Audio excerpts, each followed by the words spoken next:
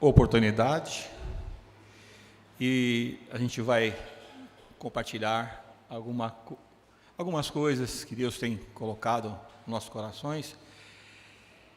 Eu queria falar de um assunto hoje que eu tenho pensado nisso há muito tempo e a gente tem esperado uma oportunidade, porque as oportunidades quem dá é Deus. Nós cremos no poder do Espírito Santo, que Ele vos guiará a toda a verdade. Então, quando a gente está com aquilo no coração, quando há uma oportunidade, não que a gente vai pedir uma oportunidade, não. Mas quando Deus concede isso, porque na verdade o líder da igreja, os pastores, pessoas que têm dom, bispo, que os supervisores sabem a necessidade, sabem a capacidade de cada um. Então, eles usam esses meios para dar essas oportunidades. Então, a gente também espera isso também. Eu queria falar de um assunto hoje que tem me preocupado muito, e um assunto pouquíssimo falado. Um assunto seríssimo, básico, estrutural na Bíblia, que tem sido, por um lado, esquecido, quase esquecido, e, por outro lado, pessoas têm levado isso para um outro extremo. Um lado, crentes estão um pouco esquecidos sobre esse assunto importante, e o outro lado, pessoas estão levando para um outro extremo, estão outro lado. Então, a gente tem que achar um ponto de equilíbrio nesse assunto. Eu quero falar sobre hoje um pouquinho, porque isso aí é um assunto longo, né? Das ações do Espírito Santo. Isso é muito importante.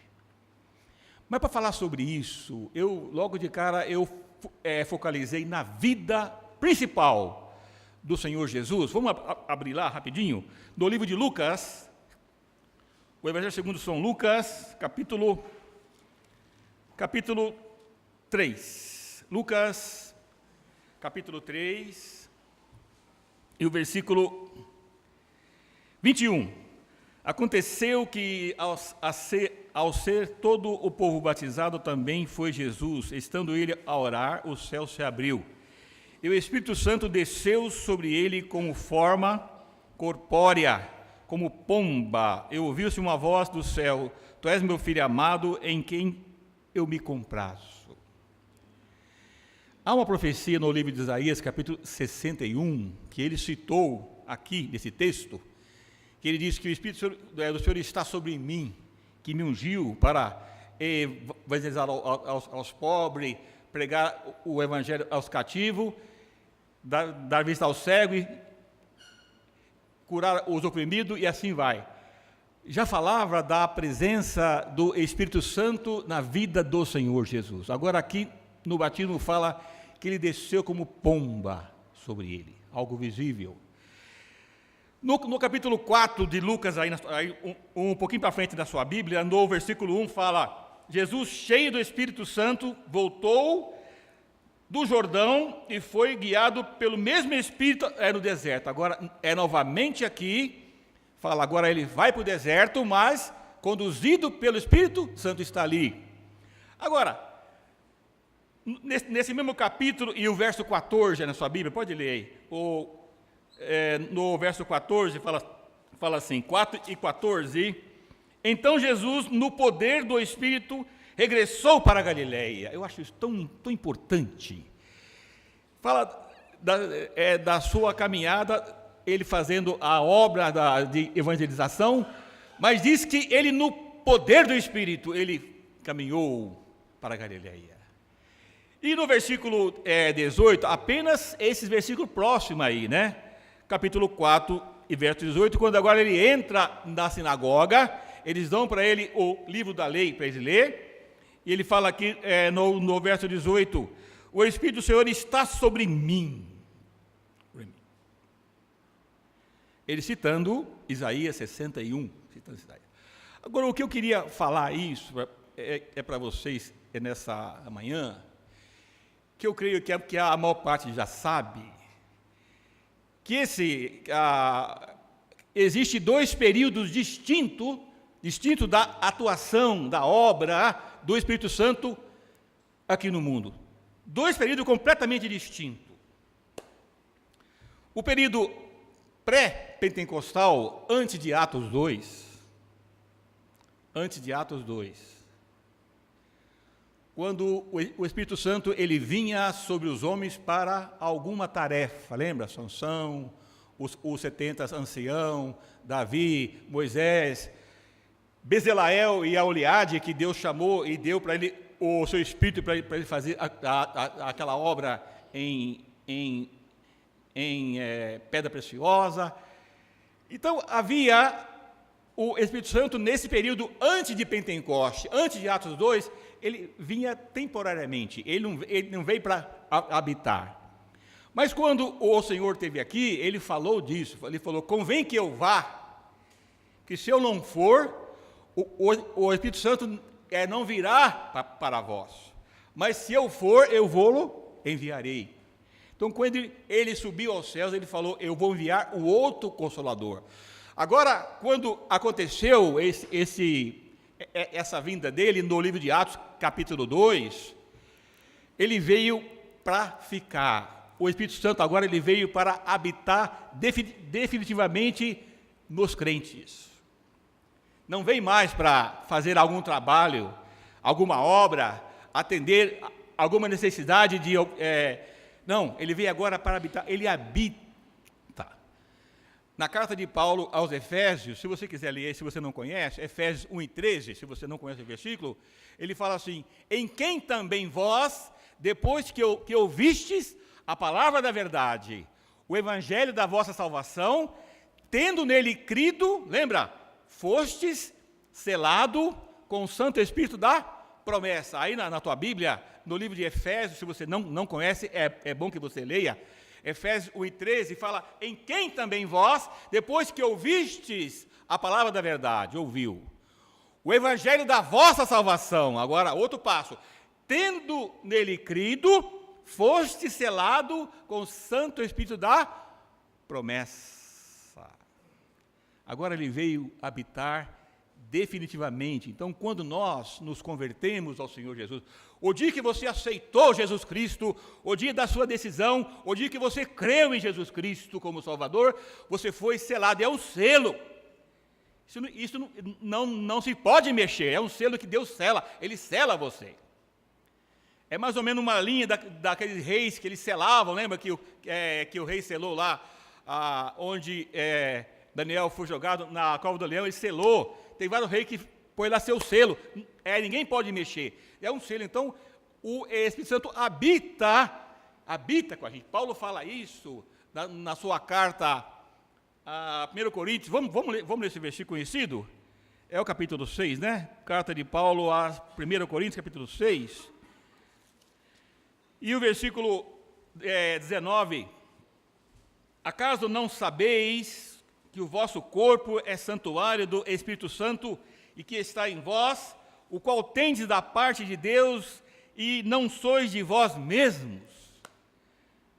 Paulo fala que nós somos morada, você é templo do Espírito Santo. Gente, irmãos, há uma pessoa distinta que habita conosco. Há uma pessoa que habita em você, uma pessoa. Agora, a preocupação que eu fico às vezes, qual a relação sua, qual a relação minha com essa pessoa diariamente? Que relação que você tem com ela? Nós vimos o Senhor Jesus, essa relação estreita com o Espírito Santo. Quando você abre a Bíblia também, no livro de Atos dos Apóstolos, ele diz, e recebereis poder ao descer sobre vós o Espírito Santo, e sereis minhas testemunhas, tanto em Jerusalém, como Judeia, Samaria, e até aos confins da... Mas eu só posso ser uma testemunha se descer sobre mim este poder. Então, a manifestação do Espírito Santo em nossa vida é que vai te dar poder para você realizar a obra de Deus.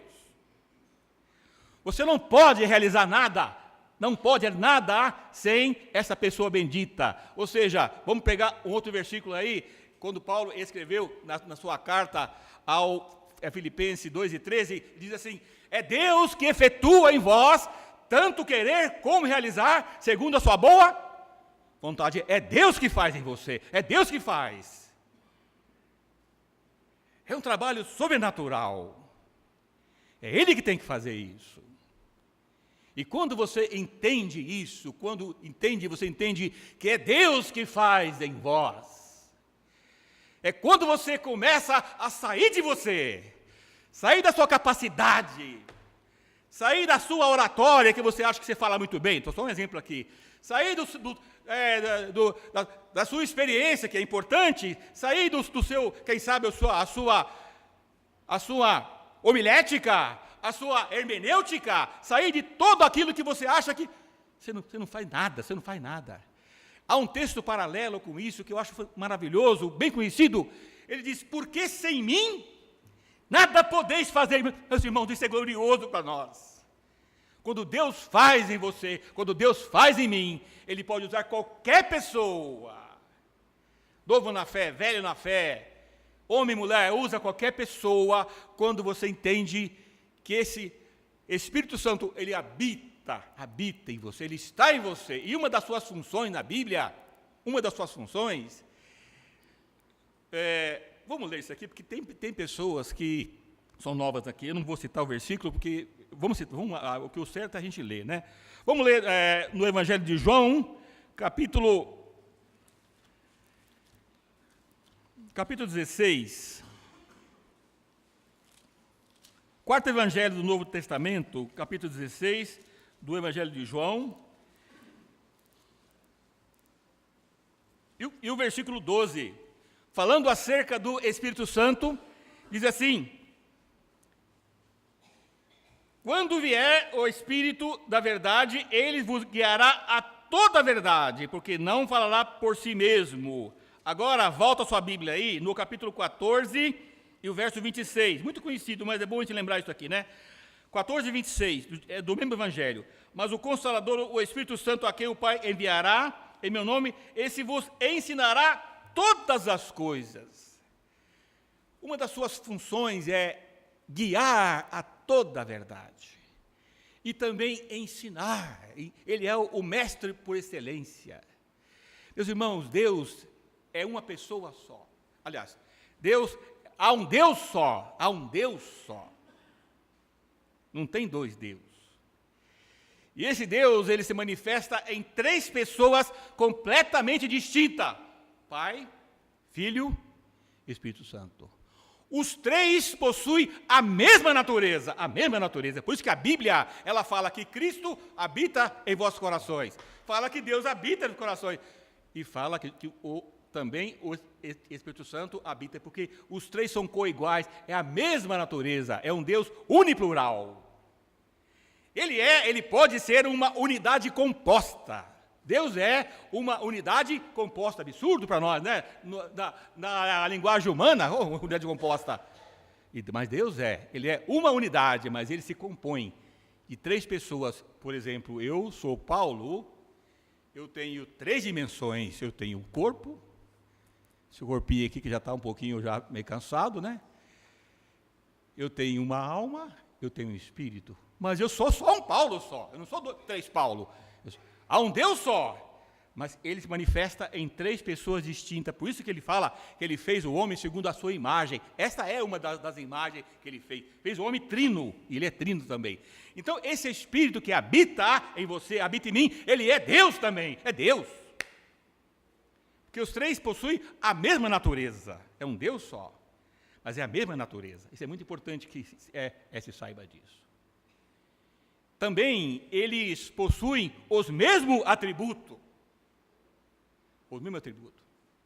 Eu lembro uma vez que eu, tendo uma série de palestras com um testemunho de Jeová, já bem velho na fé, quando eu cheguei, pegamos o assunto separado, quando eu cheguei lá em Zacarias 11, em Malaquias 11, fala: diz Jeová, o preço que me avaliaram foi 30 moedas de prata. Mas quem foi que foi avaliado em Mateus 30 moedas de prata?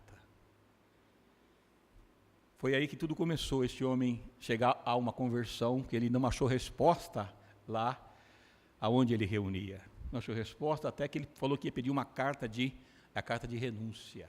e acabou indo nos cultos, converteu a Jesus. Mas diz Jeová, o preço que me avaliaram foi 30 moedas de prata, e se cumpriu no Senhor Jesus Cristo. Então, o Senhor Jesus, ele é o próprio Jeová, na pessoa de Jesus Cristo. Irmão, não vou entender isso nunca. Ele é Deus, ele é Criador do céu e da terra. Ele é o primeiro, o último. Então, é muito importante que a gente entenda que esse Espírito, o Espírito Santo agora habita nos crentes. Agora, a minha preocupação, às vezes o meu pensamento é um que estava me batendo aqui, eu vou falar para vocês. Qual a relação sua, qual a relação minha, qual a relação nossa com esse Espírito que veio nos guiar, veio nos ensinar, veio nos lembrar de tudo que ele falou? Qual é essa relação sua? Por isso que é muito importante a gente voltar aos princípios da palavra de Deus, ver o exemplo do Senhor Jesus, essa relação íntima com Ele, constante com Ele. Na questão dos apóstolos, essa relação constante, direto. Chegou um ponto, eu lembro que uma vez Paulo chegou a um ponto em que ele queria ir para Mísia e Bitínia, mas o Espírito Santo não impediu, não sei o que ele usou para impedir, ele impediu. Esse mesmo Paulo, quando estava reunindo na igreja de Antioquia, no capítulo 13 de Atos, diz assim, disse o Espírito Santo, separai-me a Paulo e Barnabé para a obra que vos tenho chamado. Então fala que ele, guiado pelo o Espírito Santo, foram. Então ele chama os homens, ele comissiona os homens, mas também ele escolhe o campo de trabalho. Então é muito importante, meus irmãos, a igreja despertar para essa realidade da presença do Espírito Santo em nosso meio. Quando isso acontece, quando isso se valoriza, quando você reflete isso, você vai entender que numa igreja local, no seio de uma igreja local, todos nós somos importantes, todos nós podemos ser usados por Deus, todos nós somos pessoas que podemos frutificar e fazer coisas grandes, isso no sentido, na sua presença, coisas que, não estou falando coisas necessariamente aqui na frente, não, coisas aí fora, que amanhã, na eternidade, as pessoas vão perceber quanta gente receberam grandes galardões, porque foram mulheres e homens que confiaram na direção, na orientação dessa pessoa bendita. Então a igreja não pode dormir com isso, e nem pode trocar isso por uma questão acadêmica. Aquele irmão, puxa vida, eu fico desse tamanhozinho perto daquele irmão, né? Não existe isso, claro. Deus abençoe que todo mundo cresça, a Bíblia fala para o crente ser aprovado. Meus irmãos, mas todos nós temos a mesma importância diante de Deus, o mesmo valor diante de Deus, desde que nós somos pessoas que realmente temos uma vida dedicada a Deus, que você ouve a voz do Espírito Santo. Vamos comigo agora no capítulo de Atos agora. Atos capítulo 2, e o versículo 38. Depois de João, né? Aqui foi no final da pregação de Pedro, também guiado pelo Espírito Santo, fala assim, respondeu-lhe Pedro, arrependei-vos e cada um de vós seja batizado em nome de Jesus Cristo para a remissão dos pecados e recebereis o dom do Espírito Santo. Agora, se você ler comigo agora, no capítulo 10 agora de Atos, eu quero que você guarde essa palavra dom. No capítulo 10 de Atos, e o versículo...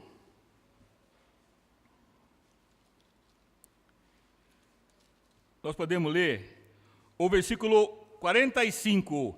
Aqui na casa de Cornélio agora já está, Pedro já está em Jerusalém. Não está não, está ainda na casa de Cornélio. E os fiéis que eram da circuncisão vieram com Pedro e admiraram-se, porque também sobre o gentio foi derramado o quê? O dom do Espírito Santo. Agora no capítulo 11 e o versículo 17. Pois se Deus lhe concedeu o mesmo dom que a nós, outrora, quando cremos no Senhor Jesus. Outra coisa importante acerca desta pessoa, o Espírito Santo é um dom.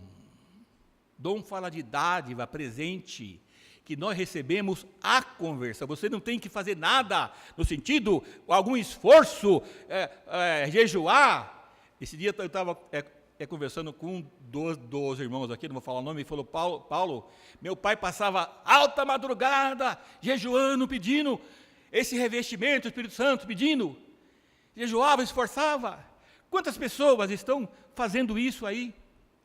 Uma certa irmã, que hoje ela não está com a gente aqui, ela foi embora, ela disse que na igreja onde se reunia, um dia tinha lá um programa, e ela chegou lá junto com as irmãs, e a irmã falou, você já foi batizada com o Espírito Santo? Falou, não. Então, olha, não dá para você participar, é só nós aqui. Meus irmãos, a chegada do Espírito Santo em Atos 2 veio para formar o corpo, de unir a igreja, unir, a unidade. Ele não veio para dividir a igreja em um grupo selado, um grupo revestido que eles fazem de poder, e um grupo que estão ainda à procura, não conseguiram. Meus irmãos, não é isso. No ato da conversão você recebe o dom do Espírito Santo. Olha, o batismo com o Espírito Santo foi só prometido por Cristo, é Ele que batiza, e ele, toda essa referência, as 4 referências do batismo com o Espírito Santo, aconteceu uma vez só, no livro de Atos, capítulo 2, é uma vez só, teve só um Pentecoste. E todos nós somos beneficiados com a vinda do Espírito Santo. Quando nós cremos, esse Espírito passa a habitar conosco. Por exemplo, quando você recebe Jesus Cristo, quando você crê para a tua salvação,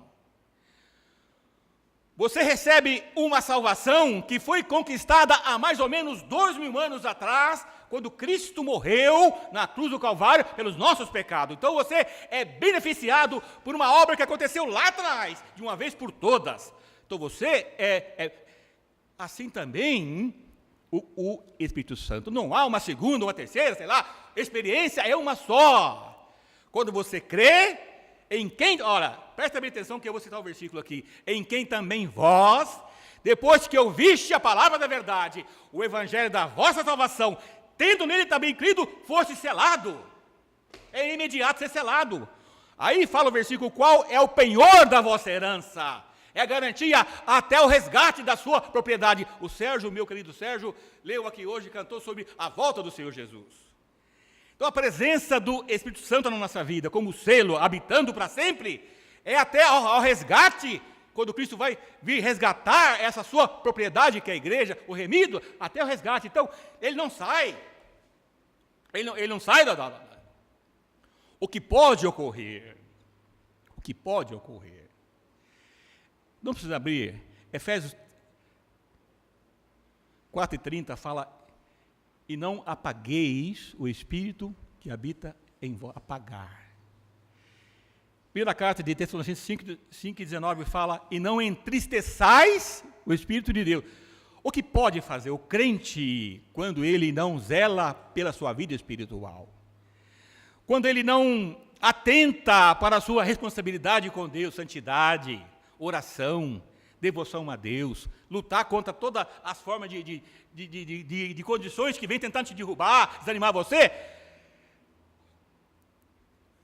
e você se envolver numa vida errada, numa vida na carne, continuar, o que acontece? O que pode acontecer é entristecer o Espírito Santo que habita. Mas também pode apagar, deixar ele nulo. Isso pode acontecer sim. Mas nunca você perder o Espírito Santo, sair fora, aí volta de novo. Eu reconciliei e volta de novo. Saiu para fora, eu larguei, eu estou na carne, vem. Não existe isso. É um selo. Os crentes da cidade de Corinto, da igreja de Corinto, Deus tirou as suas próprias vidas. Lembra disso? Lembra? Havia muitos que dormiam lá. Por quê? Muitas vezes é testemunho. Numa das cartas, acho que a segunda carta em Apocalipse, ele falou assim para ele, olha, ou vocês usando aqui uma expressão que me fugiu o termo, se vocês não mudar, eu vou retirar o testemunho, o quê? Ele ia tirar aquela igreja de lá, tirar aqueles crentes de lá, daquela região. Ia tirar. Se não, se arrepender. Então, a nossa responsabilidade diante de Deus, como templo do Espírito Santo, sabe? Você estar atenta a ouvir a sua voz. Vamos ler aqui no capítulo 8 de Atos, Atos Apóstolos, capítulo 8.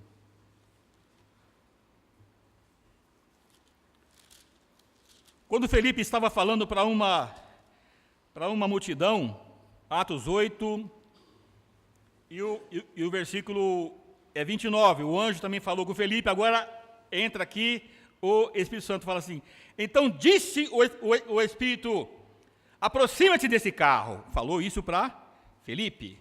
Agora no capítulo 10 de Atos, no verso 19, quando Pedro estava lá pensando naquela visão, no verso 19, Atos 10, 19, enquanto meditava Pedro acerca da visão, disse-lhe o Espírito, está aí 2 homens que te procuram, disse-lhe o Espírito, 2 homens. Agora no capítulo 13, desse mesmo livro de Atos, e o versículo 2, aqui está falando da igreja em Antioquia, essa igreja predominantemente gentílica, e servindo eles ao Senhor e jejuando, disse o Espírito, separai-me agora a Barnabé e a Saulo para a obra que eu tenho chamado. Então é muito importante, essas pessoas ouviram a voz do Espírito Santo.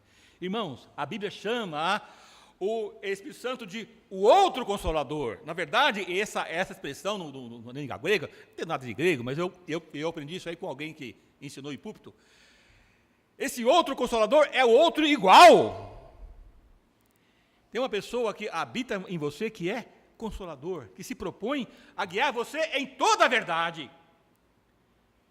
E fazer você lembrar de tudo aquilo que ele tem dito, você lembrar, você trazer texto na sua mente, no seu coração, em situações adversas, para você receber conforto, ou você falar para alguém, para lembrar de tudo que você dito isso aí. Então, o que leva a gente a isso? Leva a gente a você procurar ouvir a voz do Espírito Santo. É muito importante isso. Através de quê? Através de um sincero desejo de você conhecer a vontade de Deus. Sem essa que eu falei, desse outro grupo, esse extremo, né? Há pessoas que vão para um extremo, né? Jejuam, um dia certo pastor falou para um crente, falou, pastor, eu quero falar a língua. Falou assim, ó, você começa, vai falando, vai embora, pega embalo. É igual um carro que está empurrando um carro para pegar no tranco, né? Que isso? Extremo, pessoas que estão ligadas a emoções, a sentimentos, tá? Mas isso não é, não há essa confusão, mas ele habita, ele dirige. Irmãos, eu gosto desse texto de Romanos 8,16, se não me engano, fala que o próprio Espírito, lembra disso? Testifica com o nosso Espírito que somos filhos de... Há um testemunho do Espírito Santo com o nosso Espírito que somos filhos. Ele habita, ele está aqui.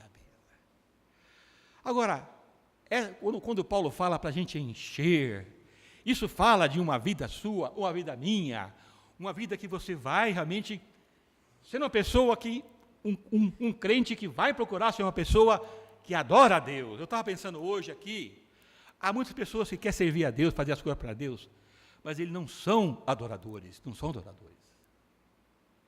Não são adoradores. O que é adorar a Deus? Adoração, uma das definições simples que eu aprendi, é uma contemplação de Deus, de tudo que Ele é, em primeiro lugar, tudo que Ele é a sua grandeza. Você, para fazer algo para Deus, você tem que primeiro aprender a adorar. O Pai procura o quê? Adorador. Então, a igreja, a principal, eu falo isso sem medo de errar aqui, depois eu posso conversar com os irmãos se quiser, é gostoso a gente conversar, né? E pegar um versículo, Paulo, me dá um versículo. Não, essa coisa aí, a gente pode, a gente só cresce com isso. A principal ocupação da igreja nessa esfera terrestre aqui é adoração, adoração, adoração. Depois tem outras coisas muito importantes, né, que nós fazemos, mas adoração a Deus é primeiro lugar. Nós somos sacerdotes. Para quê? Para adorar a Deus. Adorar. A igreja é um corpo. Hoje nós aqui reunimos aqui, nessa mesma ceia. A ceia é um culto de adoração. A memória é de mim. Era para ser uma reunião concorrida. Como concorrida? Olha o que eu vou falar aqui, para você não me interpretar mal. Por causa da fraqueza do Paulo, nossa fraqueza, às vezes nós passamos na ceia tanto tempo sem ninguém levantar e falar: Senhor Deus bendito, damos-te graça pela tua grande salvação em nome. Quase ninguém ora. Mas levantar para você adorar era para ser concorrido. Levanta um, levanta o outro junto. Opa! Eu estou dizendo isso aqui apenas num sentido figurado. Era para ser uma reunião concorrida do quanto que esse Deus representa para nós, esse ser maravilhoso. Irmãos, em todas as coisas você vê esse Deus, você pode glorificar Deus, em todas as coisas você vê. Eu estou nessa chácara, até eu brinquei que eu viajei para Tupi, né? Ninguém viaja para Tupi, né? Nem tampouco para Charqueada. Eu estou, brincadeira aqui, daqui Tupi dá uns 25 quilômetros, né, Sérgio? 30 quilômetros. Mas quando eu cheguei lá, naquela chácara, aquelas palmeiras, natureza, aqueles verdes, ele estava lá. Ele estava lá manifestando a sua glória naquela beleza daquela criação. Eu tirei uma foto, mandei para o... está ali, né? Para fazer uma brincadeirinha, que está ali. Mandei uma foto para ele, aqui, nós estamos aqui na... Mas sabe o que eu quero destacar? A beleza da criação. Esse Deus nos cercou de coisa linda, de coisa maravilhosa. Por isso que fala que os céus proclamam a sua glória. Você tem tanta razão para você chegar aqui nessa ceia e adorar esse Deus. Adorar por Jesus Cristo, pela sua obra. Nem que você faça uma oraçãozinha desse tamanhozinho, mas levanta e ora, glorifica a Deus. Por essa grande obra, essa grande salvação, esse grande Salvador. Meus irmãos, como é maravilhoso você saber que você não sai desse banco, você não levanta desse banco, eu não levanto desse banco, se esse Deus não permitir que você levanta daí. Pois nele movemos, nele existimos, como diz pois dele somos criação. Então, às vezes às vezes a gente quer dar uma ajuda, não que eu vou ensinar você a adorar, não, estou falando que você não adora, mas às vezes eu aprendi algumas coisas na questão da adoração da ceia, que me ajudou muito. Me ajudou, talvez possa ajudar você. Eu falo isso com humildade, eu preciso disso todo dia. Não vai fazer disso de você um adorador, mas vai te ajudar. Satanás, geralmente, quando é de manhã, no domingo, ele tem alguma coisa, às vezes, para causar um estresse. Cuidado com isso. Evita qualquer tipo de estresse de manhã. Sabe? Isso é uma coisa importante. Outro motivo durante a semana, não deixa de ler um texto durante a semana, adorar a Deus. Você pode adorar a Deus por tantas razões, tantas. Você pode sair na sua casa, na rua à noite, e levantar sua mão para o céu e adorar pelas estrelas, para esse Deus te amar você tão grande, e olhar para você uma pessoa tão insignificante como eu. Adorar a Deus. Mas Deus quer isso. Pessoas que adore a Deus. E quando você, durante a semana, você passa momentos com Ele, mas também em torno da sua palavra. Sabe uma coisa que eu aprendi? Talvez 99% aqui sabe. Quando você for ler a Bíblia, para você aprender de Deus, porque você pode ler para você receber dEle. Você pode ler a Bíblia para estudar, para você passar para os outros. Mas quando você fazer os dois, lembra quando ele falou, quando você for orar, você vai no seu quarto e, lembra, fecha a porta? Ou o que ele está falando? Que é o momento que não tem TV ligada, tem criança batendo para lá e para cá, não tem bagunça, gente conversando, telefone para você. Não, fecha o quarto. Ora, se você vai fechar o quarto para você falar com Deus, e para você receber de Deus a mensagem. Então, vamos colocar aí a mesma coisa. Nunca vai ler a Bíblia, estudar a Bíblia ou receber num local onde há conversa. acha um local onde você possa ouvir a voz do Espírito Santo. Uma leitura da palavra, você vai ler a palavra, ver algum ensino sobre Deus, algum pecado a deixar, algum exemplo, algum conforto. Deus sempre tem algo para falar. Ele nunca cansa de falar conosco. Também para você preparar um estudo também. Gente, seria bom que você falasse para o seu esposo, alguém ligar aí, isso é um caso de urgência. Depois eu ligo. Sabe, eu tenho certeza que aqui há pessoas, talvez quase todas aqui que ensinam a palavra, que pregam. Quantas vezes eu cheguei para preparar um estudo no meu quarto, eu me sentia assim, eu não estava bem, sabe? Sabe, aqui, assim, não senti bem. Então, sabe, você não está em sintonia, você não está... Isso acontece com a gente.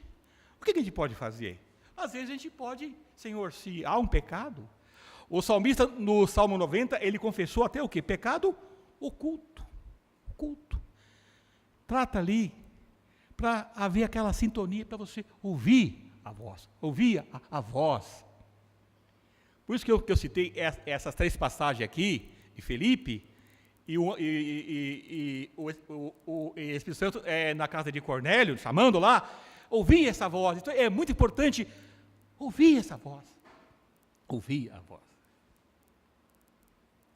Então, a questão, quando você é salvo, minha irmã, meu irmão, você é salva para sempre. Esse Espírito Santo habita em você para sempre. Agora, a gente tem que dar lugar a Ele. Dar lugar. Paulo usa a expressão encher, dar lugar, sabe? Irmãos, é uma luta constante, né? Uma luta, você tem luta, dificuldade, mas em meio a... Paulo mesmo falou, olha, miserável que sou. Paulo também tinha dificuldade, luta. O bem que eu quero fazer, esse não faço. E o mal que eu não quero, esse eu faço. Em meio à nossa dificuldade, em meio às nossas limitações, Ele quer nos usar, quer usar você.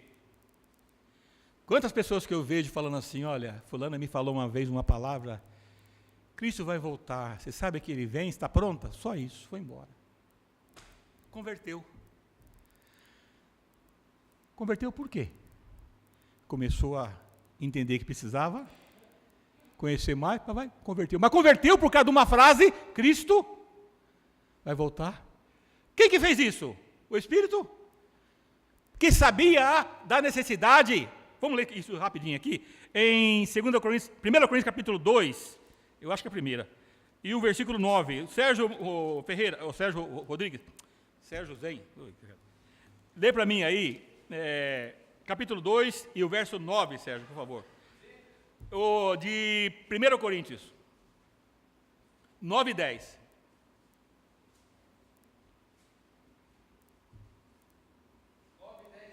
Isso. Ou é seguramente por nós que ele diz, certo que é por nós, está escrito, pois o que lavra cumpre fazê-lo com esperança. Não, é capítulo 2 de 1 Coríntios, é isso? Está lendo? Não, 2. 2, 9 e 10. Pode ir tranquilo, pode ir tranquilo. Capítulo 2, versículo 9. Mas como está escrito, nem olhos viram, nem ouvidos ouviram, nem jamais penetrou em coração humano, que Deus tem preparado para aqueles que o amam. Mas Deus nos revelou pelo Espírito, porque o Espírito a todas as coisas percrusta, até mesmo as profundezas de Deus. O que fala aí que o Espírito Santo ele sonda? Ele sonda as profundezas de Deus, sabe tudo. Ele também é Deus também.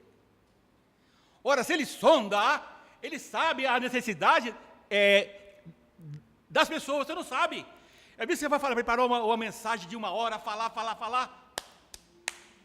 Por você mesmo, sem mim, nada podeis fazer. Não que você não tem que falar. Mas a questão aí é você pedir a Deus a direção, orientação, Ele vos guiará a toda a verdade, Ele vos ensinará. A função dele é essa. Eu lembro uma vez do Dr. Jairo Gonçalves, conheci muito esse homem em São Paulo, vi muita pregação dele, desde quando eu me converti em 75. Ele foi numa casa fazer um culto, eu não estava lá.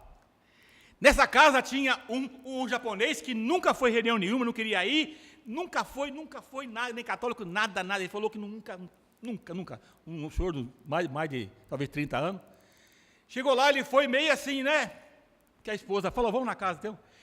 E o doutor Jairo, com toda aquele poder, aquela força dele, aquela expressão, aquela oratória dele, muito um homem extraordinário. Deus seja louvado por isso. Nossa, Deus conserva e, nossa, ele fez aquela pregação que ele falou, nossa, aí o japonês falou assim, eu não ouvi nada, eu queria ouvir aquele homem, o quê? Ir para lá, gritar com o outro, né, quer dizer, ouviu nada. Irmãos, agora vê que maravilha, o Espírito a todas as coisas prescruta e sonda, conhece. Quando o doutor Jairo acabou a mensagem, ele falou, vamos orar. Esse japonês conta que o doutor Jairo fez uma oração, como se Deus estivesse na cara dele, assim, de frente com ele, na cara dele, aquela oração. Ele saiu de lá, daquela casa abalado. Como esse homem fala com esse Deus desse jeito? Com essa coragem, com essa ousadia, com essa capacidade. Ele foi para casa, não por causa da mensagem, que deve ser uma mensagem maravilhosa, aquele homem extraordinário, um dom maravilhoso, mas foi para casa pela oração daquele homem, que abalou aquele homem. Mas por quê? Porque o Espírito Santo a todas as coisas prescruta. E poderia ser o esposo da Jona aqui, pregando lá. Não, estou falando isso aqui, não por causa do Eliseu, não. Poderia ser então um neto, poderia ser um Sérgio.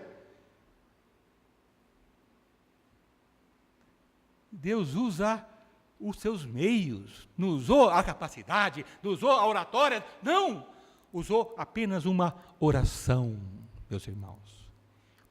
Isso quer dizer que Ele pode usar o que você tem nas suas mãos, o que você tem.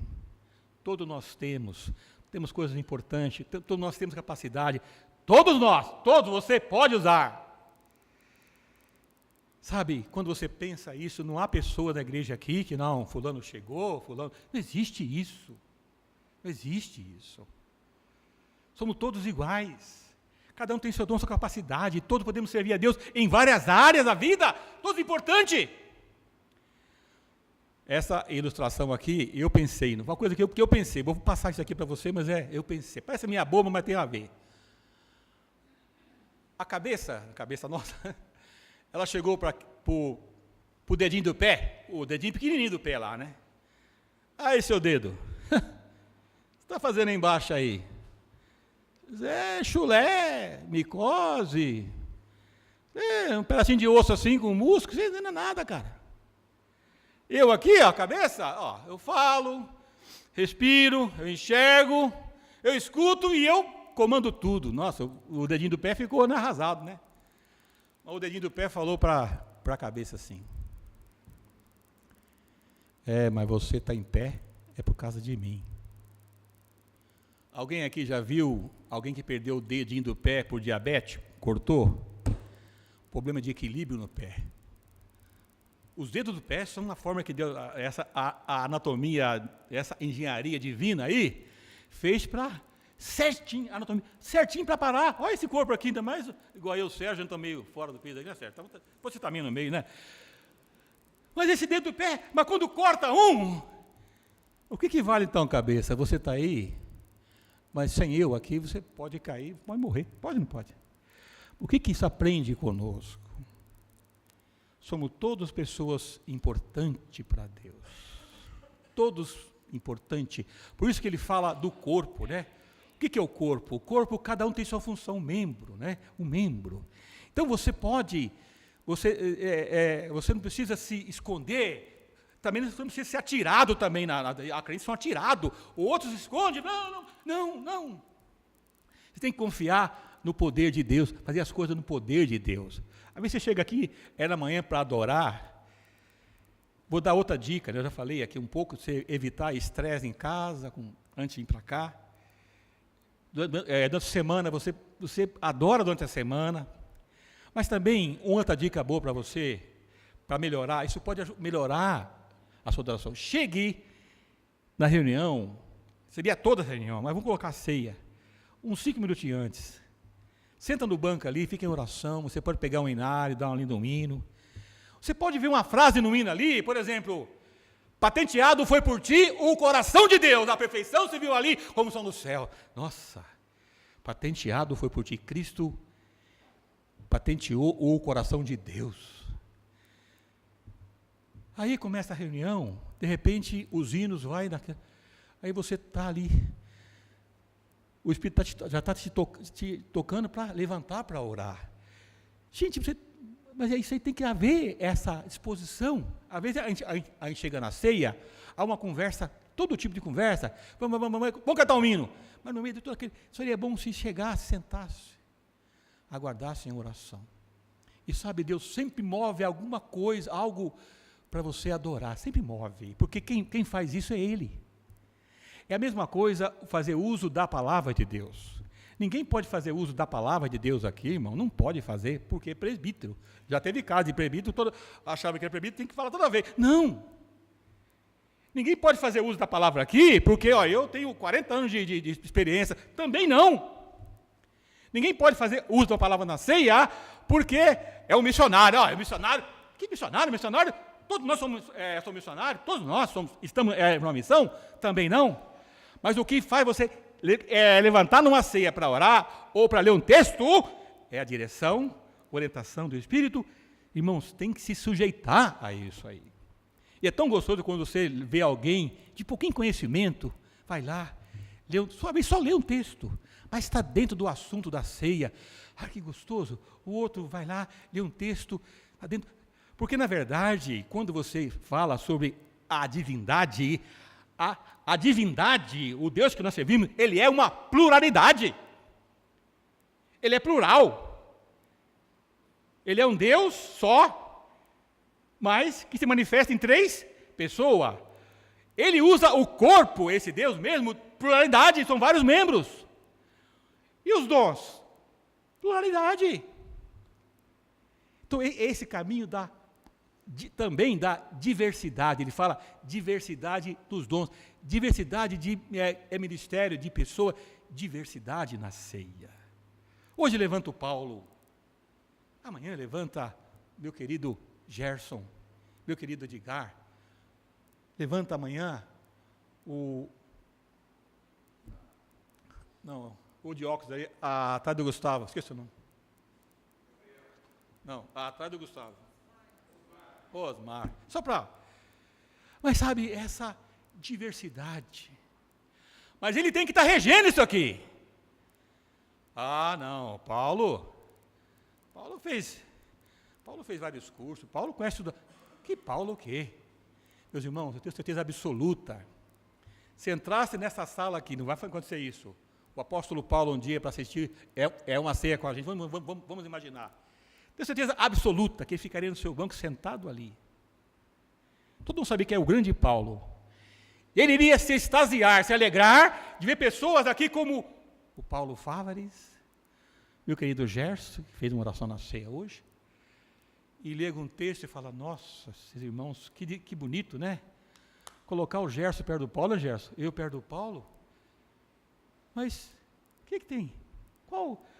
Esse Espírito Santo, lembra que eu falei do dedinho do pé? A cabeça falou, esse negócio é micose, chulé. Peraí, calma aí. Mas o dedinho provou que a cabeça estava em pé por causa de quem? Por causa dele, estava em pé. Você vai cair, vai cair, vai morrer. Então, eu sou muito importante. Olha lá, que coisa bonita. Então, a igreja tem que caminhar, se sentar aqui e todos se sujeitar à direção do Espírito Santo. Todos nós. Canta os hinos, tá? Nós estamos cantando hinos demais na ceia. Não. Se pudesse ter, eu estou sugerindo isso aqui, dentro dessa direção, orações curtas, levanta um, levanta outro, ora, te louvamos, é uma ceia diferente, uma ceia mais de fervor, de ânimo, de glória para Deus, mas às vezes você canta, porque o hino, quando você pede um hino na ceia, eu vou cantar, tu não vai cantar um hino, às vezes a gente nem gosta tanto daquele hino, pode acontecer, mas quando você se levanta para orar, é outra coisa, se levantou para orar, Senhor Deus, te louvamos pela tua grande salvação, te louvamos por estar aqui presente hoje, por causa de Jesus Cristo, teu Filho, amém. A gente passa a ceia em longos tempos de silêncio, Irmãos, eu não estou dizendo aqui que ninguém adora, não, por favor, por favor. Sabe, mas essa adoração, você precisa cultivar isso lá onde você está, no seu trabalho. Lá no seu caminhão, no seu carro, você adora a Deus por algo que Ele fez por você, você fala, Senhor, seja louvado o teu nome. Gente, quantas razões para adorar a Deus. Sérgio, até 11h30? É isso? Olha, depois você vai me levar lá para o quartinho, não vai se passar muito? Meus irmãos, é tão precioso isso. É tão precioso. Então, a preocupação, eu estava pensando, é a igreja, é você, minha irmã, você jovem, começar a entender que é uma pessoa aí que habita com você, que te ensina, te lembra e te guia a toda a verdade, a toda a verdade. Eu tenho lutado com isso, a gente é fácil, né? O ser humano é difícil. Eu tenho lutado com Deus no sentido de orar a Ele quando eu vou para o hospital, nesse sábado que eu faço visita lá. Eu falo, a nossa fraqueza é tão grande, eu falo para Deus, Senhor, eu gostaria de entrar nesses quartos, eu quero que o Senhor fale, eu não quero falar, porque Pedro fala assim, ó, se alguém serve, lembra disso? Faça na força que Deus supre. Se você serve, faça, eu não tenho força nenhuma, eu sou nada, não sou João ninguém, eu até gago sou, o que é isso? Não sou nada. Mas quando Deus supre você, você supre. E Deus usou pessoas aonde na Bíblia? Pessoas sem letra, iletradas. Usou homens para fazer coisas grandes, como por exemplo, lembra Davi? Davi, ninguém dava nada para ele, Davi foi criticado, chegou lá como alguém que nem era para estar lá, segundo seus irmãos, mas Deus usa pessoas assim, como eu, como quantos de nós aqui, vasos, pessoas, você pode fazer coisas grandes, Deus vai. Às vezes um folheto que você dá, a pessoa vai embora e fala, aquilo me deu um folheto. Eu lembro de uma conversão de um homem, um dos maiores missionários que eu tive a honra de conhecer, George Orr. Ele falou que a conversão dele começou, sabe como? Olha aí que beleza. Um convite. Ele falou que alguém chegou para ele com uma educação tão grande, um jeito tão grande, não sei como é que foi, mas falou com ele de uma maneira tão que ele não resistiu àquele convite. Esse homem foi um dos grandes servos de Deus, um irlandês, mas um convite. Ramon Jané Amil, um outro missionário, conta que na rua lá, morava perto da igreja de Vila Olímpia na época, alguém chegou para ele e falou, vamos assistir uma reunião, era jovem, vamos assistiu com ele e foi. Está aí o Ramon, todos esses anos servindo a Deus. Ele vos guiará a toda. Então, é importante que a igreja desperte, o jovem desperte para isso. Essa sintonia, tá? Eu tenho pecado, tá? O problema do pecado, todos nós temos, às vezes a gente peca, mas quando você pecar, trata do pecado, conversa, fala com Deus, fala o que você fez. Por isso que eu tenho falado aqui, repetidas vezes, que o pecado não se trata de pecado dos outros, aqui nem no salão, aqui nem não se trata isso. O pecado se confessa. Confessar, é você falar o pecado, é algo muito sério. Essa confissão pública, isso não passa de uma formalidade. Como é que eu posso confessar o pecado de vocês aqui? Isso é formalidade. Agora, é uma confissão pessoal, isso leva você a refletir sobre o seu pecado, sobre o seu nada. E quando você fala com Deus, você fala que o sangue de Jesus Cristo nos purifica de todo o pecado. Não deixe que o pecado na sua vida, quando acontecer, se você é uma pessoa séria, sirva para você, sabe de quê? De desculpa para o teu fracasso. Nunca pode acontecer isso aí. Os nossos pecados, nem os pecados dos outros, podem servir de desculpa para o nosso fracasso. Ah, não, eu pequei, não sirvo. Aí você fica lá, você se isola, né? Se isola. É isso que o diabo quer. Mas a Bíblia fala que se alguém pecar, nós temos advogado junto ao Pai, Jesus Cristo o justo. Se você falar mal de alguma pessoa, você já pecou. Você tem que confessar isso a Deus. Já pecou.